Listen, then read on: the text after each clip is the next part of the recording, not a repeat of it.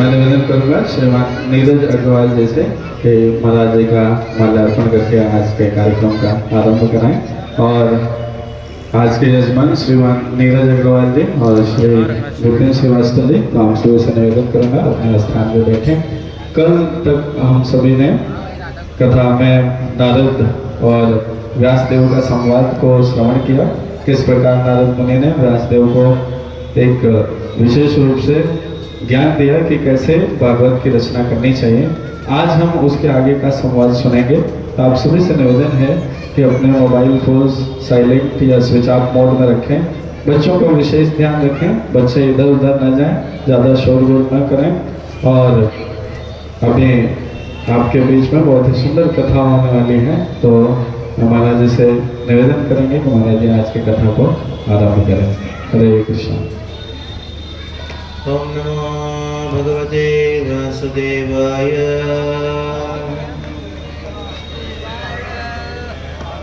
ओम नमो भगवते वासुदेवाय। ओम नमो भगवते वासुदेवाय।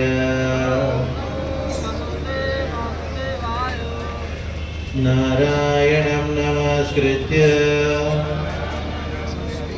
नरं चैव नरोत्तमं देवीं सरस्वतीं व्यासं ततो जयामुदीरयेत्। नश्च प्रायेष भद्रेषु नित्यं भागवत सेवया। भगवती उत्तमा श्लोके भक्तिर्भवति नैष्टिकी। ओम ज्ञानविरन्दस्य ज्ञानाञ्जनशलाकया चक्षुरुन्मीलितं येन तस्मै श्रीगुरवे नमः। श्रीचैतन्यमनोभीष्टं स्थापितं येन भूतले स्वयं रूप कदा मह्यं ददाति स्वपदान्तिकं वन्देऽहं श्रीगुरौ श्रीयुतापदकमलं श्रीगुरुन् वैष्णवांश्च श्रीरूपं सागणा रघुनाथान्वितं तं सजीवं साद्वैतं सावधूतं हरिजनसहितं कृष्णचैतन्यदेवं श्रीराधाकृष्णपादान् सागणा ललिता श्रीविशाखान्वितांश्च नमो विष्णुपादाय विष्णुप्रेष्ठाय भूतले श्रीमते भक्तिवेदान्त स्वामिनिति नामिने नमस्ते सारस्वते देवे गौरवाणी प्रचारिणे निर्विशेष शून्यवादी पाश्चात्यदेशतारिणे नमो विष्णुपादाय कृष्णप्रेष्ठाय भूतले श्रीमते भक्तिसिद्धान्त सरस्वती नामिने श्रीवार्षवानवी देवी दयिताय कृपाब्धये कृष्णसम्बन्धविज्ञान दायिने प्रभवे नमः माधुर्योज्ज्वलप्रेमाढ्य श्रीरूपानुगभक्तिद श्रीगौराकरुणाशक्ति विग्रहाय नमोस्तुते नमस्ते गौरवाणी श्रीमूर्ते दीनतारिणे रूपानुगाविरुद्धाप सिद्धान्तद्वान्तहारिणे नमो गौरकिशोराय साक्षात् वैराग्यमूर्तये विप्रलम्बारसाम्बोधे पादाम्बुजाय ते नमः नमो भक्तिविनोदाय सच्चिदानन्दनामिने गौरशक्तिस्वरूपाय रूपानुगावराय ते गौराविर्भावभूमेस्त्वं निर्देष्टा सज्जनप्रियः वैष्णवसार्वभौम श्री जगन्नाथाय ते नमः वाञ्छाकल्पतरुभ्यश्च कृपा सिन्धुभ्यैव च पतितानां पावनेभ्यो वैष्णवेभ्यो नमो नमः नमो महावदन्याय कृष्णप्रेमप्रदायते कृष्णाय कृष्णचैतन्य नाम्ने गौरत्विषै नमः पञ्चतत्त्वात्मकं कृष्णं भक्तरूपस्वरूपकं भक्तावतारं भक्ताख्यं नमामि भक्तशक्तिकं हे कृष्णा करुणा सिन्धो दीनबन्धो जगत्पते गोपेश गोपिका कान्त राधाकान्त नमोऽस्तुते जयतां सरदुर्भङ्गुर्मामन्दमतेर्गति मत्सर्वस्वापदाम्बोजो राधामदनमोहनो दिव्यबृन्दारण्यकल्पद्रुमादः श्रीमद्रत्नागारसिंहासनस्थौ श्रीमद्राधा श्रीलगोविन्ददेवो रष्ट्रालिभिः सेव्यमानो स्मरामि श्रीमान् रासरसारम्भे वंशीवटतटस्थितः कर्षं वेणुसुनेर्गोपी गोपीनाथः श्रियस्तु नः तप्तकाञ्चन गौराङ्गी राधे वृन्दावनेश्वरी वृषभानुसुते देवी प्रणमामि हरिप्रिये जय श्री कृष्ण चैतन्य प्रभु नित्यानंद श्री अद्वैता गदाधर शिवासादि गौरभक्तवृंद हरे कृष्णा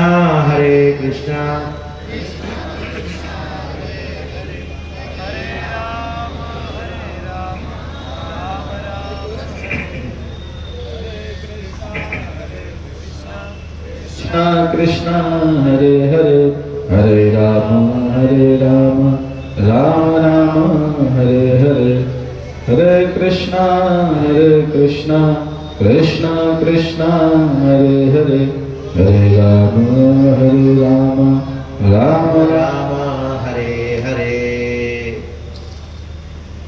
कल हमने प्रथम स्कंद का चौथा अध्याय, पांचवा अध्याय, छठा अध्याय का सारांश को चर्चा किया।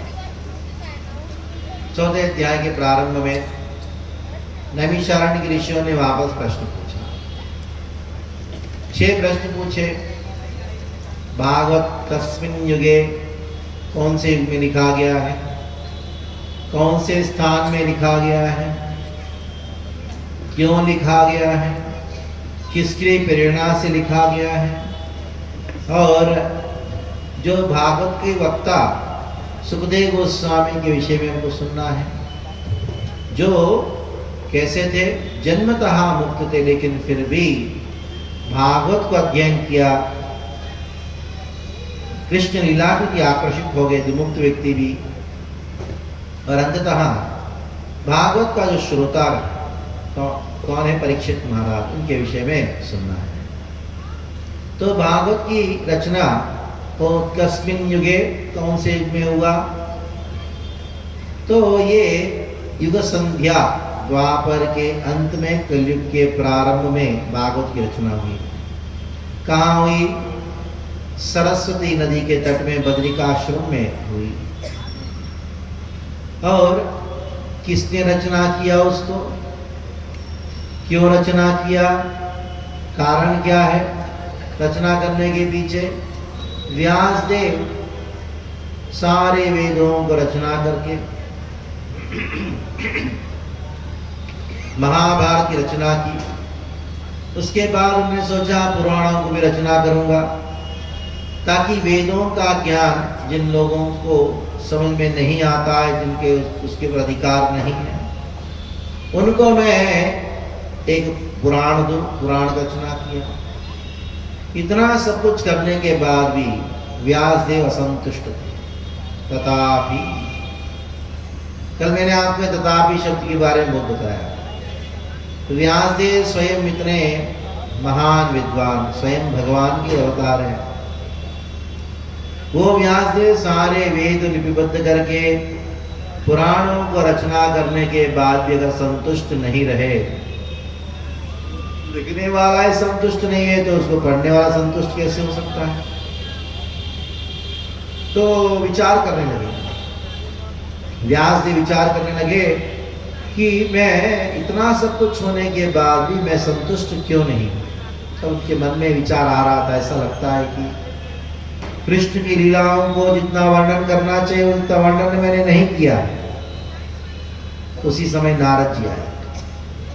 नारद जी को अच्छा स्वागत किया, उनको एक आसन में बिठा के पूजा किया। तो नारद जी ने पूछा, व्यासदेव इतना खिन्न क्यों हो?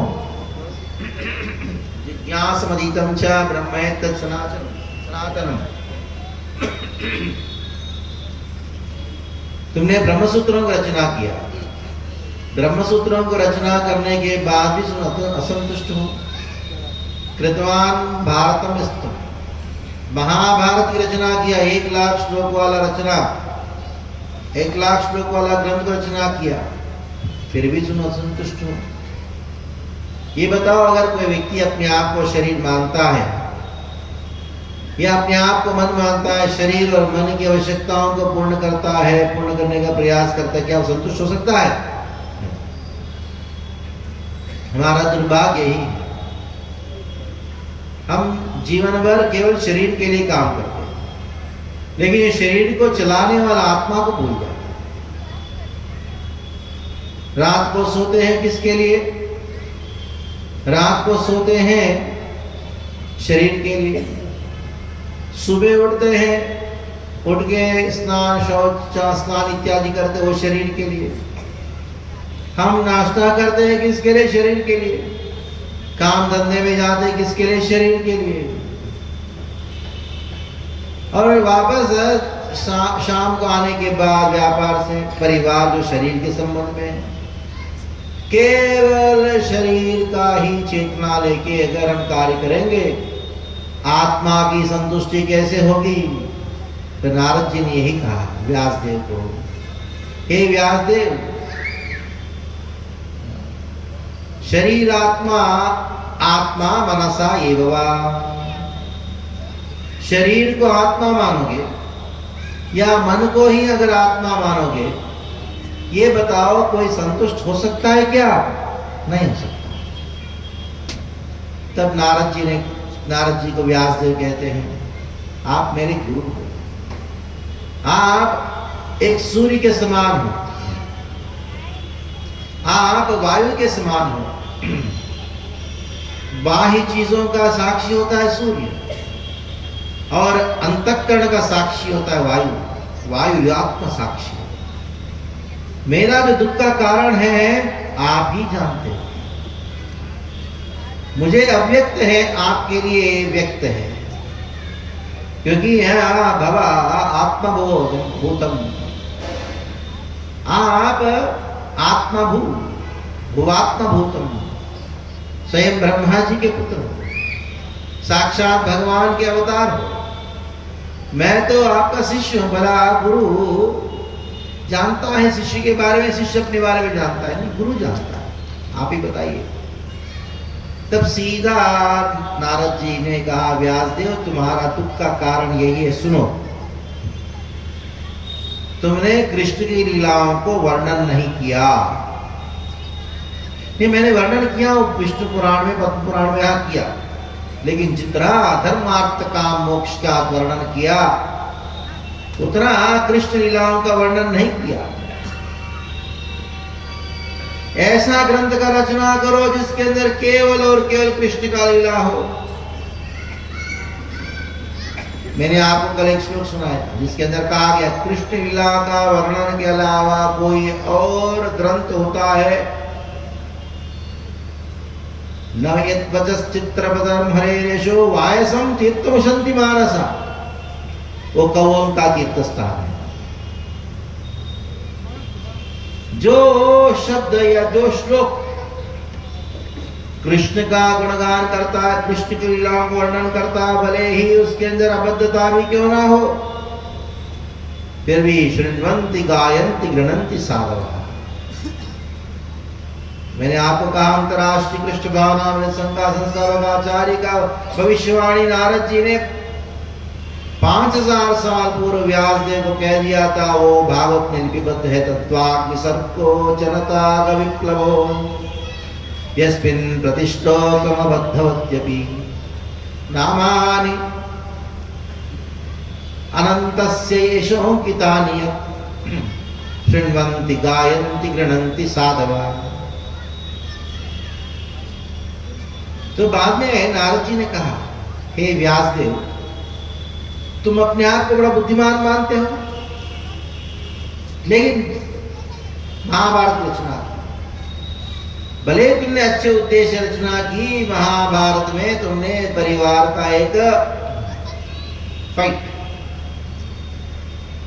दो परिवार के सदस्यों के बीच में जो गृह युद्ध है, जो सबका आकर्षण का केंद्र बनता है, उसको तुमने वर्णन किया। ये विचार के साथ बीच में मैं भगवत गीता रखूंगा ताकि लोग महाभारत पढ़ते पढ़ते पढ़ते गीता पढ़ेंगे।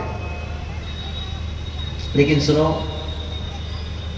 नमोस्ते व्यास विशाल बुद्धे, व्यासदेव तुम्हारी बुद्धि तो बहुत विशाल है, लेकिन ये जानो लोगों का ज्ञान जो है तुम्हारी बुद्धि से भी प्रबल है। लोग क्या करेंगे, मजेदार कहानियां सुनेंगे और बीच में जब गीता आती है उसको बजाबाजी में रखते हैं, क्या पढ़ने का छोड़ो। जैसे मैंने उदाहरण, एक बच्चा क्या किया, रसगुल्ला के अंदर दवाई दे के दी माँ ने। बच्चों का बेटा कहा जाना रसगुल्ला। शाम को पूछी बच्चे से, बेटा रसगुल्ला कैसा था? बच्चे ने कहा, रसमोलकम अतीव मधुरम किंतु तद्बीज मतीव तिक्तम। उसका बीज बड़ा कड़वा था, मैंने बीज को थूक दिया, रसगुल्ला खाया। देखो ऐसे होता है।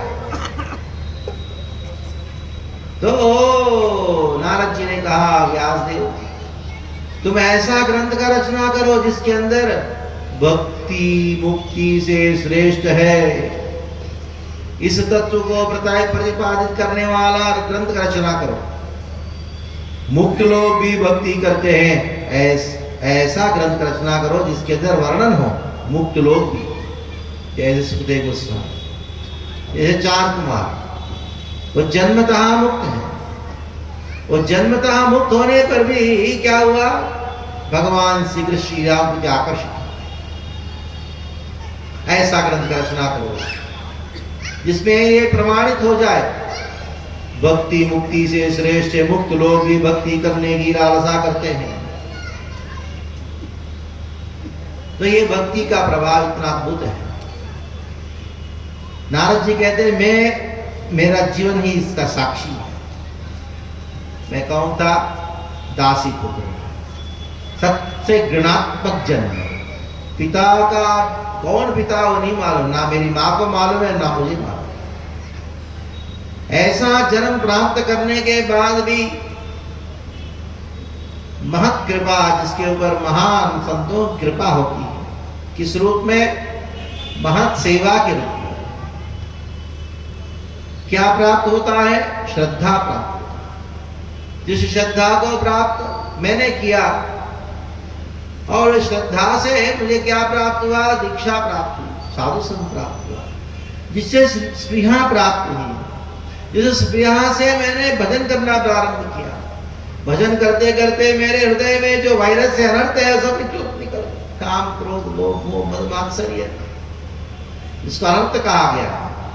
आपको याद है मैंने कल कहा था, करोड़पति का परिवार है, लेकिन उसके परिवार में पत्नी है, बच्चे बहुत क्रोधी। जिसके मन में क्रोध है, ईर्ष्या है, भले ही आपका घर करोड़ों का क्यों ना हो, लेकिन शांति से कोई जी सकता है क्या? नहीं जी सकता। ये भजन ही एकमात्र साधन है जिसके द्वारा हमारे हृदय में जो वायरस है ना, उसको निकाल सकते। बार बार ये उदाहरण दे रहा हूं। आपके पास 5 लाख का भी कंप्यूटर हो, अगर वायरस है, कोई काम का नहीं है, बराबर काम नहीं करे, गुटपटांग का काम करे। भले ही आप कितने भी कोई भी परिवार के क्यों ना हो, ऊंच कुल का हो या बड़े अमीर हो, बड़े सुंदर हो, हृदय में वायरस है, काम क्रोध लोभ, कैसे शांति से जी पाओगे? उसको धोना पड़ेगा, हृदय को धोना पड़ेगा। चतो दर्पण मार्जनम, ये हमारा मन को साफ करने वाला कोई साबुन है आपके घर में? कोई बाजार ऐसा कोई दुकान है आर्यनगढ़ में जिस दुकान में मन को साफ करने वाला साबुन मिले? नहीं मिलेगा। शरीर की साफ सफाई हो गई, लेकिन मन गंदा है, तो ऐसे जिसका मन में क्रोध है, काम है, लोभ है, उसके साथ शांति से कैसे जी सकते हैं? यार आपके मन में है गंदगी, तो वो आपके साथ में जीने वाले की क्या हालत होगी? तो ये अंतरराष्ट्रीय कृष्ण भावनामृत संघ की जो मंदिर है ना, वो मंदिर ऐसा एक दुकान है जिसके अंदर ऐसा साबुन मिलता है जिसके द्वारा आप मन की शुद्धि है।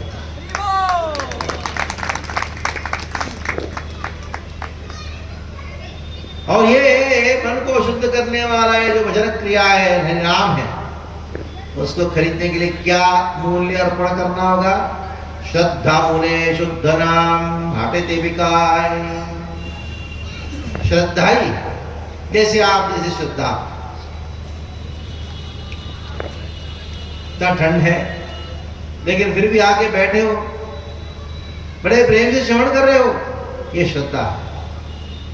समझ में आए नहीं आए यो विचार नहीं लेके आके बैठ के श्रद्धा से श्रवण कर रहे हो, बड़ी आश्चर्य की बात है, अद्भुत बात है।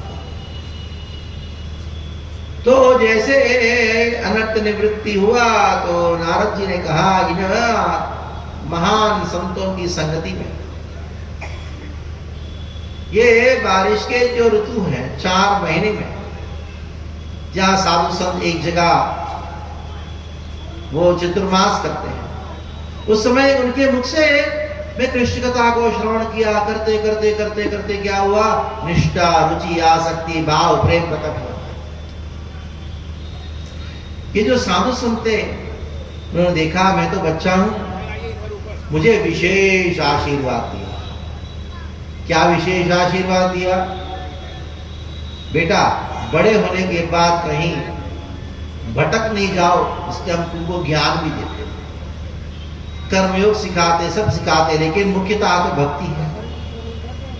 तो चले गए। जाने के बाद नारद जी का क्या वृत्तांत रहा? नारद जी कहते मेरी माँ और उनका इकलौता बच्चा, बस हम 2 ही थे।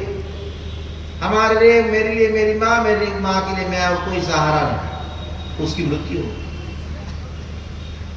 मैंने देखा ये कृष्ण का ऐसा एक योजना है। अब अपनी ओर खींचने के लिए कृष्ण अपनी अलग अलग प्रकार की योजना बनाते।